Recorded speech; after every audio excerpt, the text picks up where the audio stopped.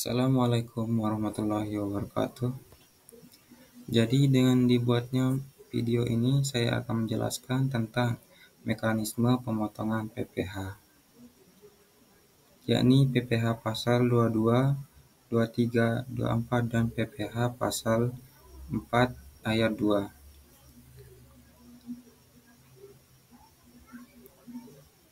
Sebelum lebih lanjut, saya akan menjelaskan dulu tentang pajak penghasilan atau PPh. Pajak penghasilan PPh adalah pajak yang dikenakan atas tambahan kemampuan ekonomis yang diterima atau diperoleh oleh seorang wajib pajak, baik itu orang pribadi maupun badan usaha. Dalam satu tahun pajak, sederhananya, PPh adalah pajak yang dibayarkan dari penghasilan yang kita terima.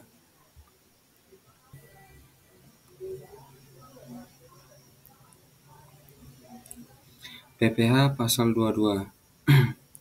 PPh pasal 22 adalah jenis pajak penghasilan yang dikenakan atas transaksi tertentu, seperti impor, ekspor, atau penjualan barang mewah.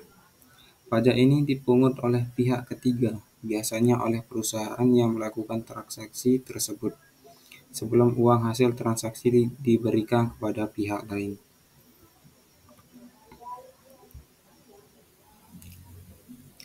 Adapun mekanisme pemotongan PPh pasal 22. Yang pertama, subjek pajak PPh pasal 22. Badan pemerintah, bendahara pemerintah, BUMN atau BUMD, importir atau eksportir yang melakukan transaksi barang tertentu, badan usaha yang bergerak di bidang tertentu sesuai dengan peraturan yang berlaku. Yang kedua, objek pajak PPh pasal 22. Objek PPh pasal 22 berfokus pada kegiatan perdagangan barang yang melibatkan impor, ekspor atau penjualan ke pemerintah dan badan usaha tertentu yang diwajibkan melakukan pemungutan pajak. Contoh dari objek pajak PPh pasal 22 adalah 1. Impor barang atau pembelian barang dari luar negeri. Yang kedua, kegiatan penjualan barang yang dibiayai oleh APBN atau APBD, misalnya pengadaan barang untuk pemerintah. Yang ketiga, penjualan hasil produksi industri tertentu kepada distributor atau pihak lain. Yang keempat, ekspor hasil tambang, hasil pertanian, dan produk lainnya. Jadi, objek pajak PPh pasal 22 ini lebih berfokus pada kegiatan dari usaha tersebut.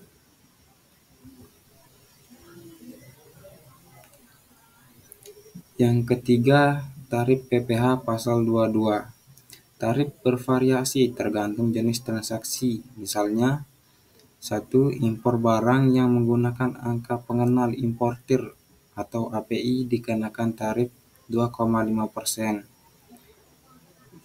Yang kedua, impor barang tanpa API dikenakan tarif 7,5%. Yang ketiga, pembelian barang oleh pemerintah dikenakan tarif 1,5%. Yang keempat, cara perhitungan PPh pasal 22. PPh pasal 22 dihitung berdasarkan nilai transaksi, tarif yang berlaku, dan ketentuan pemungutan. Misalkan sebuah perusahaan membeli barang impor seharga 100 juta dengan tarif 2,5%. PPh pasal 22 yang dipungut adalah PPh 22 sama dengan 100 juta kali 2,5% sama dengan 2.500.000. Jadi itu yang dipungut pajak.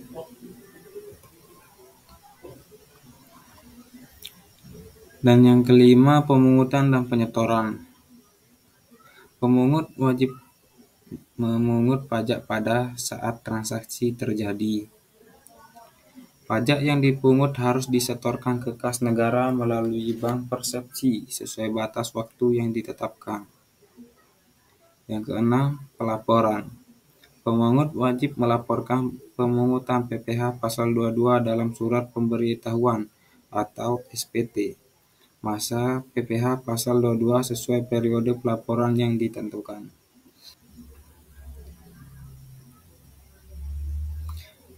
Dan adapun PPh pasal 23. Berbeda dengan sebelumnya pasal 22, PPh pasal 23 adalah pajak yang dikenakan atas penghasilan tertentu yang diterima atau diperoleh wajib pajak dalam negeri dan bentuk usaha tetap atau BUT dari transaksi yang melibatkan pembayaran oleh pihak lain, di mana pajaknya dipotong langsung oleh pihak yang membayarkan penghasilan tersebut. Pajak ini berfungsi sebagai mekanisme pemotongan atas penghasilan dari berbagai sumber, seperti bunga, dividen, royalti, sewa, dan imbalan jasa tertentu.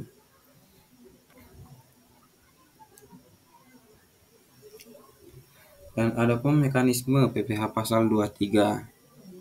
Yang pertama, subjek yang memotong dan dipotong pajak.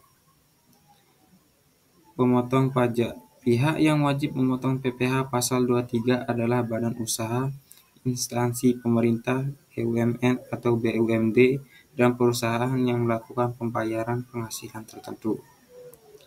Penerima penghasilan yang dipotong. Orang pribadi dalam negeri, badan usaha dalam negeri, dan bentuk usaha tetap atau BUT. Yang kedua ada objek pajak. PPh pasal 23 dikenakan atas penghasilan seperti 1. Dividen, 2. Bunga, 3. Royalti, 4. Sewa, yang kelima jasa-jasa tertentu seperti jasa teknik, manajemen, konsultan, dan lain-lain. Adapun tarif PPh pasal 23. Yang pertama 15% dari jumlah bruto untuk penghasilan berupa dividen, bunga, dan royalti. Yang kedua 2% dari jumlah bruto untuk penghasilan berupa sewa dan penghasilan lain yang terkait dengan penggunaan aset. Yang ketiga 2% dari jumlah bruto untuk imbalan jasa tertentu. Keempat, ada cara perhitungannya. PPh pasal 23 dihitung berdasarkan tarif yang berlaku dikalikan dengan jumlah bruto penghasilan. Contohnya, jika sebuah perusahaan membayar bunga pinjaman kepada perusahaan lain sebesar 50 juta, bisa dilihat di video cara penghitungannya, jadi saya tidak perlu jelaskan lagi karena sudah sangat jelas.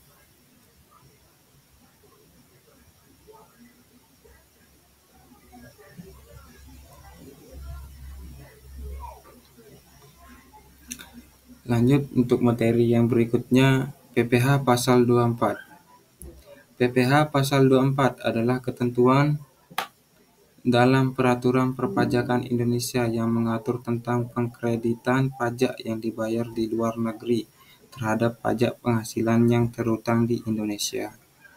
Ketentuan ini memberikan fasilitas kepada wajib pajak dalam negeri yang memperoleh penghasilan dari luar negeri, sehingga pajak yang telah dibayarkan di negara asal penghasilan dapat dikurangkan dari pajak yang harus dibayar di Indonesia untuk menghindari pajak berganda internasional.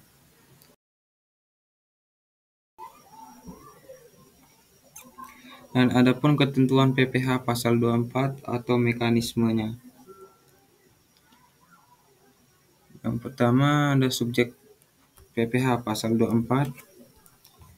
Wajib pajak dalam negeri, orang pribadi atau badan usaha yang memiliki kewajiban pajak di Indonesia. Subjek ini termasuk warga negara Indonesia yang menerima penghasilan dari sumber di luar negeri.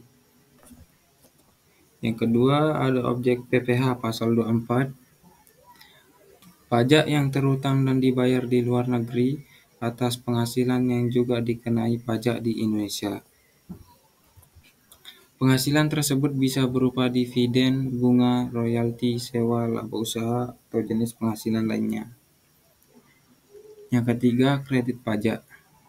Besarnya kredit pajak adalah sebesar pajak yang dibayar atau terutang di luar negeri.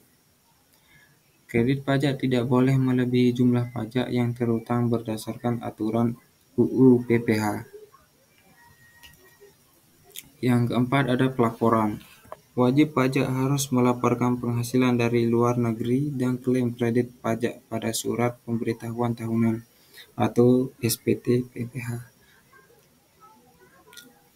Dokumentasi pendukung seperti bukti pembayaran pajak di luar negeri dan sertifikat pajak dari negeri asal penghasilan harus dilampirkan pada SPT.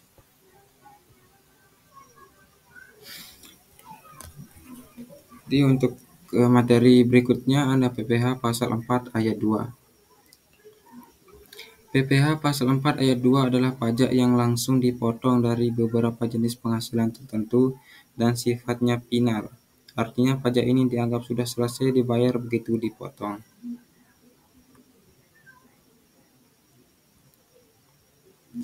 Dan adapun mekanisme PPh pasal 4 ayat 2. Yang pertama, identifikasi jenis penghasilan yang dikenai PPh pasal 4 ayat 2. Penghasilan yang termasuk objek pajak ini meliputi yang pertama bunga deposito, tabungan dan obligasi. Yang kedua dividen. Yang ketiga sewa atas tanah dan atau bangunan. Yang keempat penghasilan dari pengalihan hak atas tanah dan atau bangunan. Yang kelima penghasilan dari jasa konstruksi. Dan keenam penghasilan usaha dengan tarif final untuk pelaku UMKM.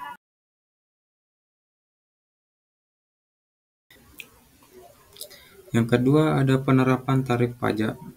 Setiap jenis penghasilan memiliki tarif pajak yang spesifik, di antaranya 20% untuk bunga deposito dan tabungan lainnya, final sesuai ketentuan untuk sewa tanah dan bangunan, pengalihan tanah atau bangunan, serta jasa konstruksi. 0,5% untuk penghasilan UMKM berdasarkan PP nomor 23 tahun 2008. Yang ketiga, pemotongan atau penyetoran pajak. PPh pasal 4 ayat 2 dapat dikenakan melalui mekanisme pemotongan oleh pihak lain yang membayarkan penghasilan atau penyetoran sendiri oleh wajib pajak. Pemotong pajak seperti bank atau pemberi sewa bertanggung jawab untuk menyetorkan pajak yang dipotong ke kas negara. Dan keempat, untuk mekanisme PPh pasal 4 ayat 2, bukti pemotongan dan pelaporan. Pihak yang memotong pajak wajib memberikan bukti pemotongan kepada penerima penghasilan. Wajib pajak yang menyetor sendiri pajak ini harus menyimpan bukti setoran pajak. Yang kelima, laporan pajak final. Pajak yang dibayar berdasarkan PPh pasal 4 ayat 2 tidak dihitung ulang dalam perhitungan PPh tahunan. Pajak final ini tidak dapat dikreditkan terhadap PPh lainnya. Terima kasih, itu saja yang bisa saya sampaikan di video ini. Terima kasih sudah mau menonton. Assalamualaikum warahmatullahi wabarakatuh.